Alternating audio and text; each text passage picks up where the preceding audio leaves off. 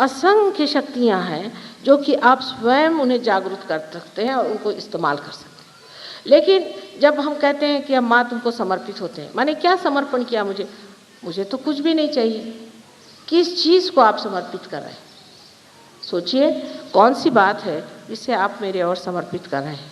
आप समर्पित कर रहे हैं यही जो बनाए हुए बेड़े हैं आपके, यही जो घरौंदे जिसमें आप बैठे हुए हैं, यही जो अपने अपने जिसे कहते हैं जेल बनाए हुए हैं, जिस जेल के अंदर आप बड़े व्यवस्थित रूप से सोच रहे हैं कि आप परमात्मा के साम्राज्य में, इसको ही त्यागना है। और वो त्यागने के लिए बहुत ही आसान तरीका ये है कि आप सबसे पहले ध्यान धारणा में निर्विचारिता में जाएं। जब आपके मन में विचार आता है तो उस विचार ही के माध्यम से आपके ये पिछले किए हुए, कहना चाहिए, घरौंदे आपको घेर लेते हैं। जितनी देर आप निर्विचारिता में बैठ सकेंगे उतना ही आपका वृक्ष बढ़ेगा।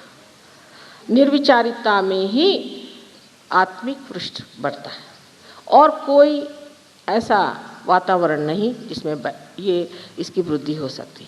कोई कहेगा कि हमने खूब बैठ के माँ के भजन गाए, उससे कोई कितना भी भजन गाए, कोई कितने भी मंत्र कहे, चाहे कुछ कह ले, उस मंत्रों से या उस भजन से अगर आपके अंदर निर्विचारिता स्थापित नहीं होती तो आप चूक गए उस बात को। बहुत से लोग हैं, हमने देखा, अभी एक देखा हमने, हरे रामा होरे रामा होरे रामा, पागल के जैसे सारी दुनिया दौड़ रही। अभी कहाँ जा रहे? एक मनोरंजन करते हुए सारे दौड़े जा रहे हैं, हरे रामा। उससे क्या मिलने का? उससे किसी को कुछ मिला? किसी में कोई परिवर्तन आया? कोई उनमें अच्छाई आई? सिर्फ आपने बजाय इसके कि आप इस तरह के कपड़े पहने के कुछ और कपड़े पहन लिए और रास्ते में आप दौड़ते घूम रहे हैं चिल्लाते हुए हरे रामा हरे कृष्णा। आपके अंदर कृष्ण की कोई चेतना आई है? कृष्ण की चेतना है कि आप साक्षी स्वरूप हो जाते, क्या आप साक्षी स्वरूप हो गए? फिर इस तरह की बाह्य चीज़ों में उलझ जाने से भी मनुष्य कभी कभी अपनी ऊर्ध्वगामी गति को बदल करके अधोगामी पर आ सकता है। जैसे एक छोटी सी चीज़ मैंने आपसे बताई, मनोरंजन सहयोग में मना नहीं है, लेकिन मनोरंजन ऐसा होना चाहिए कि जिससे आप में निर्विचारिता स्थापित हो। लेक्चर ऐसा होना चाहिए जिससे आप में निर्विचारिता स्थापित हो। मंत्र ऐसे कहना चाहिए जिससे आपके अंदर निर्विचारिता स्थापित हो। ध्यान ऐसा होना चाहिए जिससे आपके अंदर निर्विचारिता आनी चाहिए। कोई सा भी कार्य करते वक्त अगर आप निर्विचार हो जाएं तो सारी परमात्मा की शक्तियाँ आपके अंदर से कार्यान्वित होंगी। तो सबसे पहली बात है कि निर्विचारिता में उतरना चाहिए। लेकिन लोगों को ऐसी ही चीज़ें अच्छी लगती हैं जिसमें विचार को चालना मिले, जिसमें मनुष्य सोचता रहे, पागलों जैसे सोचता सोचता उसको समझ ले कि हाँ मैंने कितना सोचा, या पढ़ते पढ़ते एकदम ऐसा सोच ले कि हाँ मैं तो बिल्कुल महाविद्वान हूँ। इन विद्वानों के लिए परमात्मा के साम्राज्य में जगह नहीं। जगह है उन लोगों के लिए जिन्होंने अपने आत्मा को अपने चित्त पर पूरी तरह से प्रकाशित होने दिया, और उसका माध्यम एक ही है, निर्विचारिता। तो प्रथम निर्विचार समाधि को आपको स्थापित करना चाहिए। निर्विचार समाधि को प्राप्त करने के बाद आप देखते हैं कि धीरे धीरे आपके अंदर खुद ही परिवर्तन आने लग जाता है। निर्विचारिता में आप अपने को स्वयं को देखने लग जाते हैं। आपको दूसरों के अलावा अपने में ही दोष दिखाई देने लगते हैं। सर्वप्रथम जब सहयोगी लोग आते हैं बाहर से, या सर्वप्रथम जो कहना चाहिए सत्य शोधक आते हैं, तो वो यही ढूंढते रहते हैं, अरे ये सहयोगी है, ये तो ऐसा था, वो सहयोगी है, वो तो वैसा था। उन लोगों को देखकर आधे में ही मुड़ जाते हैं। सहयोग सबके लिए खुला है, सबके लिए द्वार उसके खुले हुए हैं। कोई लोग जो इसके गर्भ में हैं वो बड़े महान हैं, और कोई जो उसके परिधि में जो घूमते हैं, पेरीफेरी पे जो घूमते हैं, उनमें बहुत खराबियां भी हो सकती, पर वो भी अच्छे हो सकते हैं। तो आप उनको ही देख करके मुड़ गए तो आप कहाँ तक पहुँचे? जब आप अंदर आएंगे तब आप देखेंगे कि ये जो गर्भ में बैठे लोग हैं इनमें कोई विशेषता है, इनमें कोई चमत्कार है, इन्होंने कुछ पाया हुआ है। तब उनको देखते हुए आप सोचें कि हमें भी कुछ पाना है और हमें भी परिवर्तन आना चाहिए। जब आप निर्विचारिता में आते हैं तो साक्षी भाव से आप अपनी ओर देखते हैं और आप फौरन जान लेते हैं, अच्छा तो मैं आजकल चालाकी कर रहा हूँ, ठीक है, बड़े चालाक बनते हैं आप अपने ही ओर देखते हैं शीशे में, वाह जनाब चालाक महाराज, क्या कहने हैं आपके, फ़ौरन आपकी चालाकी गिर के ज़मीन पर उसी वक्त ख़त्म हो जाती है। कारण जो चीज़ व्यर्थ है, जिस चीज़ से हमें एक तरह का वज़न हो जाता है, जिस चीज़ से हमारे उत्थान में रुकावट होती, वो चीज़ धीरे धीरे झड़ती जाती है। निर्विचारिता में ही आप हर चीज़ को ऐसा देख सकते हैं, जिसे कहना चाहिए निरपेक्ष भाव से, जिसमें कि आपको किसी से भी लगाव नहीं हो सकता। जैसे आपका बच्चा है, आप उसे निरपेक्षता से देखिए, उसके और साक्षी और रूप से देखना शुरू करें। आप देखिएगा कि ये मासूम बच्चा कितना सुंदर है, कितना अच्छा है और कितना परमात्मा को प्यारा लगता है।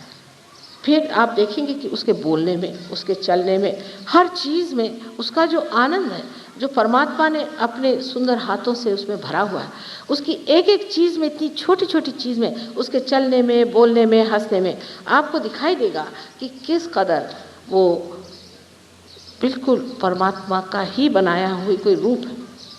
लेकिन ये न हो ये मेरा बच्चा है, फिर तूने ऐसा किया, उसको 2 झापड़ मारी, फिर तू ऐसा गया, वैसा किया, उसका जितना भी आनंद उठाने का खत्म।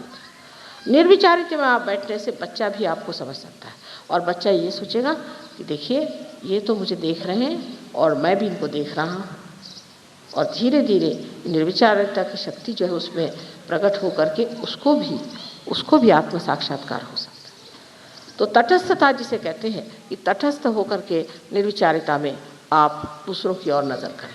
सहयोग में जब आप प्रवेश करते हैं तो सर्वप्रथम तटस्थ होना चाहिए। जैसे कि एक साइंटिस्ट जब किसी कॉलेज में जाता है शुरू में, तो वो तटस्थ होकर जाता है कि देखें आगे है क्या। लेकिन अगर शुरू ही से आप बहुत अक्लमंद हैं तो आपके आगे सहयोग कहता अच्छा माफ़ करिए, आप जाइए अपने अकल को लेकर। अब जो इन लोगों ने कहा कि आपको बुद्धि से परे उठना चाहिए, सो कहना बात ठीक है, बुद्धि से परे उठना चाहिए, पर कैसे?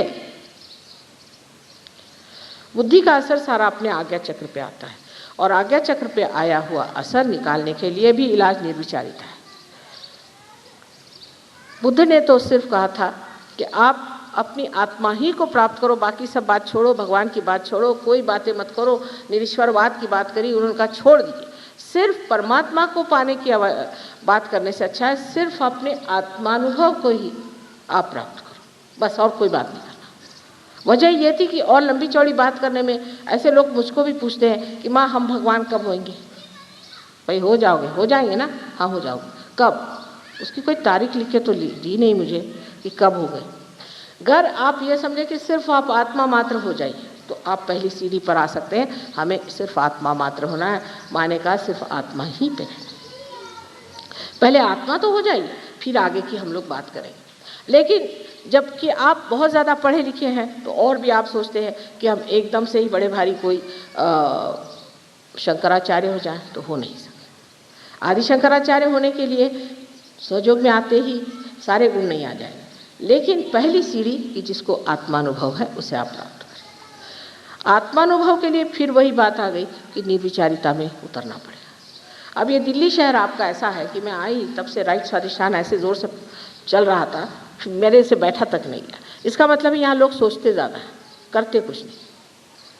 कम से कम कुछ करेंगे तो जो सोचने की जो गर्मी है वो करने में निकल जाएगी, लेकिन करते कुछ नहीं, ज़्यादा सोचते हैं, प्लानिंग ये वो। अब इतना प्लानिंग यहाँ होता है और देश का हाल देखिए तो समझ में नहीं आता कि कौन से देश में हम बैठे, उसी में जिसमें इतना प्लानिंग होता है। वजह ये है कि जब आप कुछ सोचते भी हैं, जब तक उस पर आप कार्यान्वित नहीं होते, उस सोचने का अर्थ क्या रहता है सिवाय इसके कि अपना शरीर फिर जाए।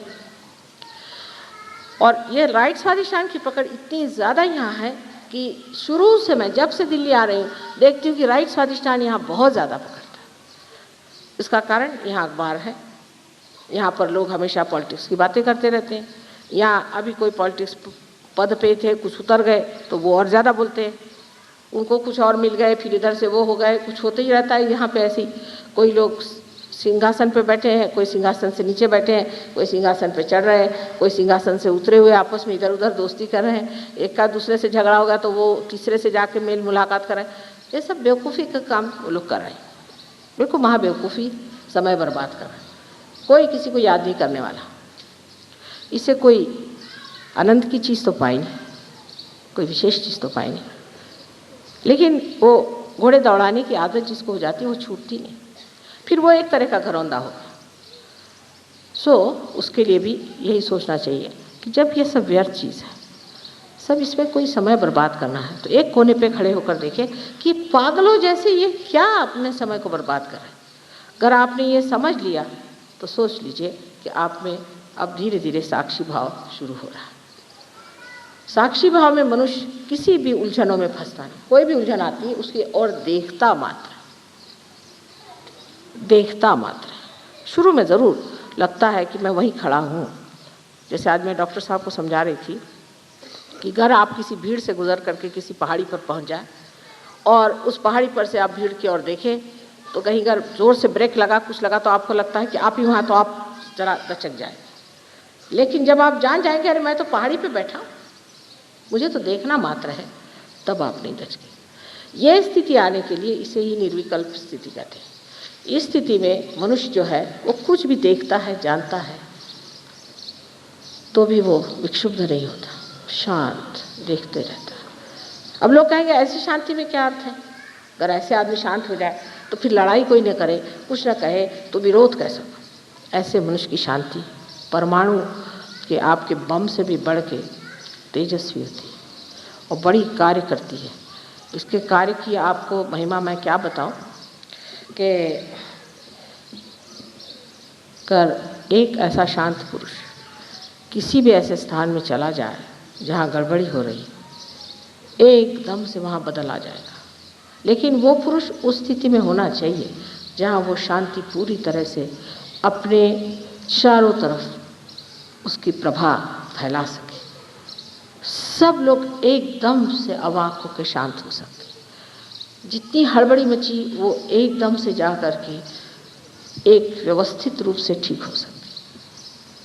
जैसे कि कोई जादू की कोई उसने विशेष कोई किमया कर दी है या जादू की कोई छड़ी उसने घुमा दी है कि सब एकदम शांत हो गए। इस शक्ति को प्राप्त करना उन लोगों के लिए है जो कि सहयोगी है।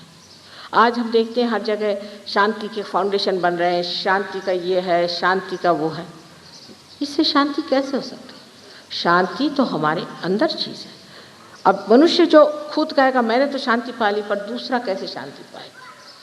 दूसरा शांति पाता है आपकी शांति से प्रभावित होकर के। वो प्रभाव बुद्धि से नहीं होता है, वो प्रभाव अंदर ही अंदर प्रकाशित हो करके दूसरों को भी प्रकाशित करता है और इसी प्रकार मनुष्य शांत हो जाता है।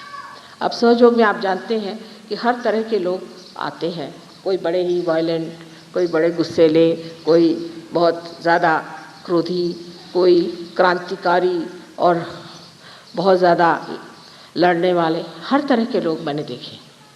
लेकिन सहयोग में आने के बाद धीरे धीरे वो शांत होते जाते हैं। पर इसका मतलब नहीं कि वो डरपोक हो जाते हैं, इसका मतलब ये नहीं कि वो कायरता से भागते हैं, नहीं, एक अपने हिम्मत से खड़े रहते हैं और उनको देख करके बाकी सब शांत हो जाते हैं। एक चीनी कहानी है, बड़ी अच्छी, चीनी कहानियाँ बहुत अच्छी होती है। इसमें से एक कहानी ऐसी है कि वहाँ पर मुर्गे लड़ाए जाते थे पहले। तो एक राजा ने सोचा कि एक बड़ा अच्छा साधु है जिसके पास लोग जाने से बड़े बलवान हो जाते हैं, समर्थ हो जाते हैं।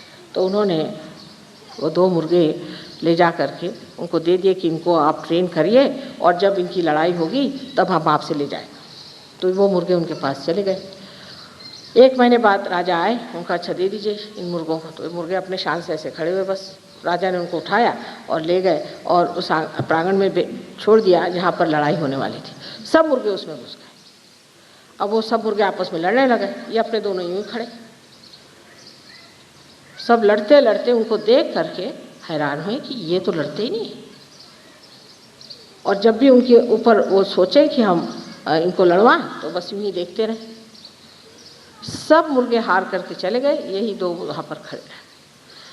इस कहानी का आशय यह है कि जब मनुष्य शांति के सागर में पूरी तरह से विद्यमान होता है तो जैसे कमल पुष्प के जैसे उसके सुगंध से लोग सुरभित होकर के शांतमय हो जाते हैं, पूर्णतया उनके अंदर शांति आ जाती है। इससे बढ़ के और क्या शक्ति शांति की हो सकती है?